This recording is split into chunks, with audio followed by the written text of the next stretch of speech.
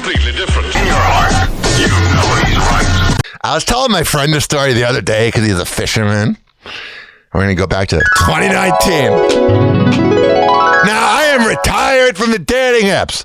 I dabble in Facebook dating, but it's just not my thing anymore. Hi, how are you?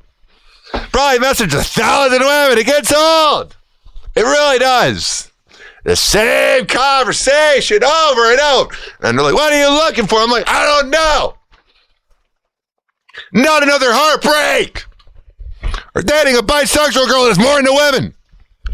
But, ladies and gentlemen, boys and girls, there was a time in 2019 that I was trying to impress this girl. She was pretty hot for Newport, and she, which if you're in another state, that's like saying she's a Cleveland or Rochester 8. Like, she's hot.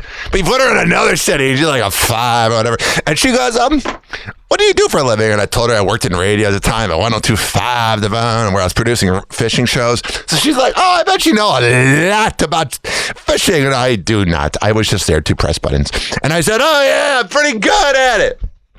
I did not know. But she's like, well, what if our first date is us fishing? And now is the moment that I knew I was screwed.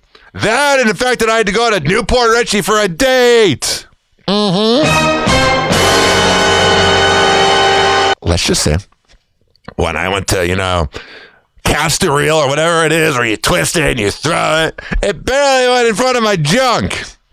And she's like, you've never been fishing before, have you? And I'm like, no, I've not. Oh, dude, it get in your pants.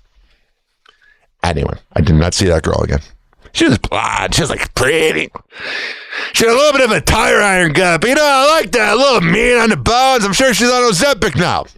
The weird part is a lot of the girls I've gone on dates with, a lot of them are kind of the same thing. So, and I know that sounds weird, but what I'm saying is, like, if they were to see me, they'd be like, oh, that tall guy I went on a date with.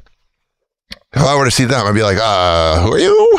That's the problem with my memory. As I've been out and about before, and I've learned, I'm going to give you some advice.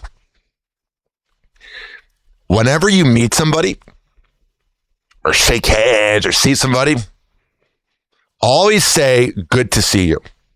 Because nothing's worse than when you say, oh, nice to meet you.